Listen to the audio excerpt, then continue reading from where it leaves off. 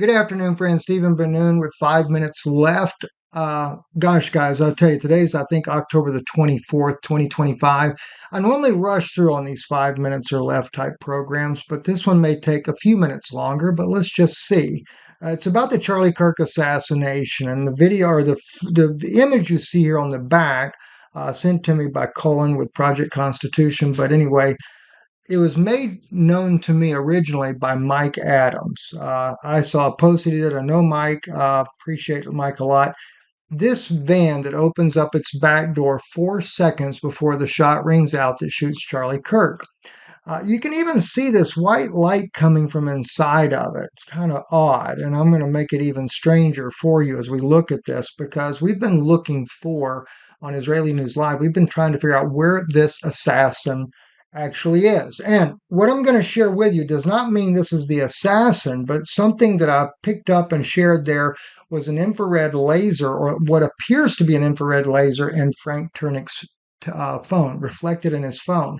Finally, I figured out what that source of it was. And oddly enough, people can see things here and they don't even realize they're seeing it. This laser was on the moment that van opened up. And it can be picked up with a camera, but it can't be picked up with the naked eye. Let me play this clip real quick for you. And all right, you're going to see it raising up. Now, real quick though, Frank Turnick is right there with his cell phone filming. Just before Charlie is shot, this thing opens up. His phone captures our videographers over here back on the side of the wall in the crowd. Two brothers caught his phone in their phone, and thanks to Josh with Crowdsource Truth that sent me the video, a very high resolution, I believe it has helped me to identify where the source of the laser is in Frank's phone. Let's first take a look at this.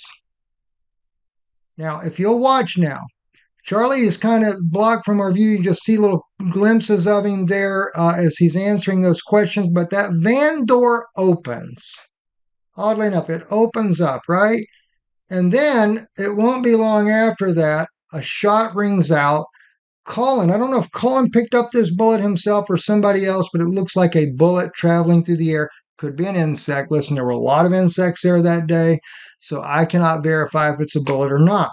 But and Candace Owens, bless this girl's heart. I really have grown to have a great deal of respect for this girl, for her tireless efforts in getting the truth out there. Anyway, I got the message from Crowdsource there. He had sent me this video right, gosh, where is it? Here we go. This one here. You know how many mass shooters there are?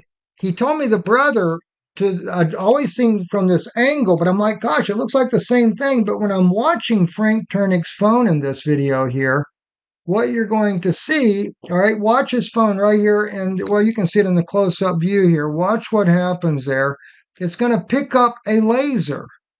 But what I also noticed is that there's somebody walking around in his phone and behind. Now, his brother that also filmed from the same angle, I captured that laser over on Israeli News Live, and it looked like it was above the guy that had a black shirt on next to a white shirt guy there that's also been considered a possible suspect before. Of course, I believe that's ruled out.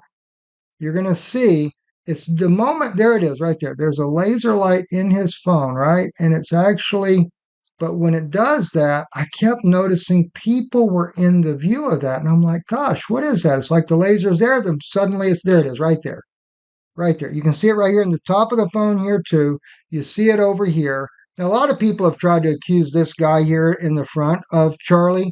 The guy's got arthritis. I can clearly see, or it appears to be that he's got arthritis. Maybe not.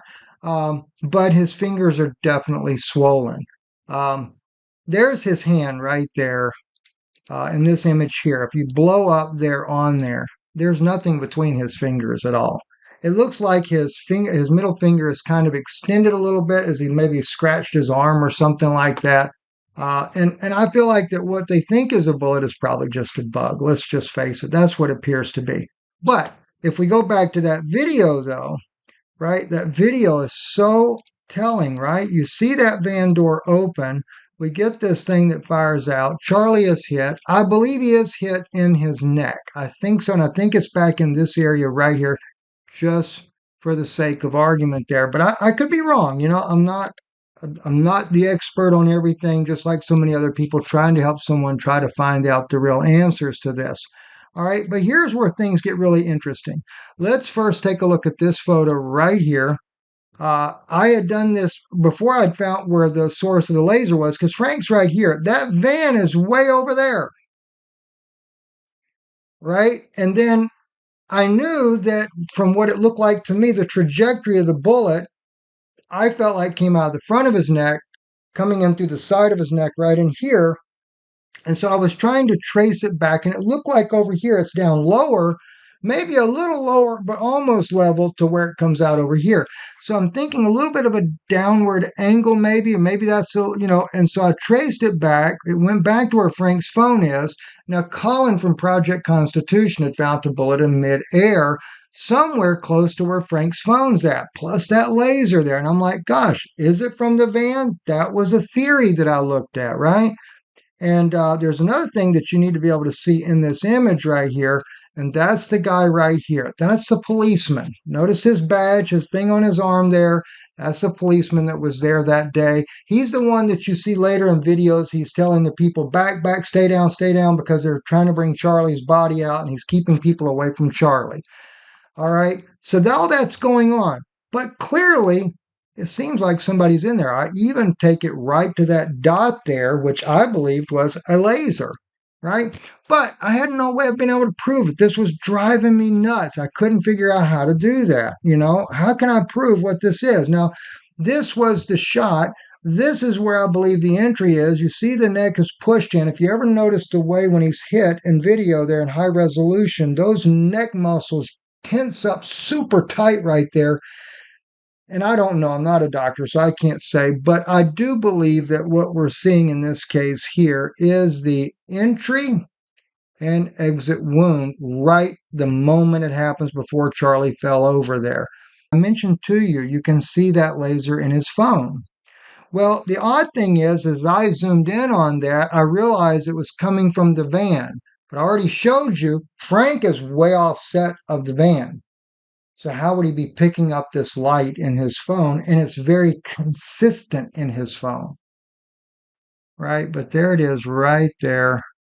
And you can see a light in his phone, and obviously it is coming from the van. Notice the windshield of the van right there, something blocking the view of the windshield.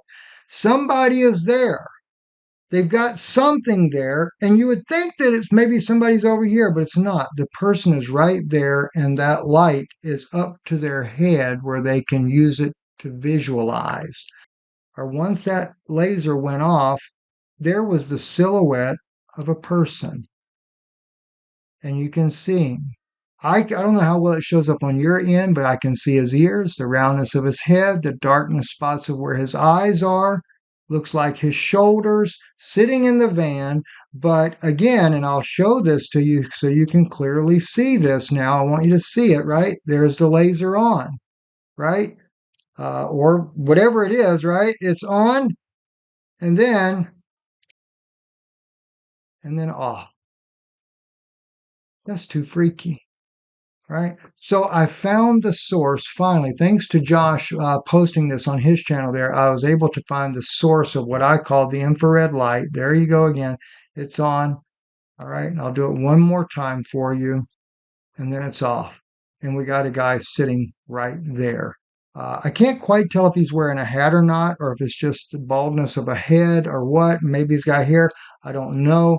But the thing is, I believe we maybe have found someone of interest that others should take a more serious look at. And it would line up. If indeed the entrance wound is in the side of his neck and it's been hid from everyone, even Josh said he needs to get a very high resolution from that front side there so we can truly see if that is an entrance wound there. We know the exit wound, where the exit wound is, which a lot of people are saying is an entrance wound. To me, it's way too big. I've seen too many people shot in life, unfortunately, but it just can't be. Anyway, Stephen Ben-Nun with 5 minutes left, and also Israeli News Live. My wife, Substack, here, and her Substack is under her maiden name, yanasatova.substack.com. I'll put it in the description. Thank you for listening.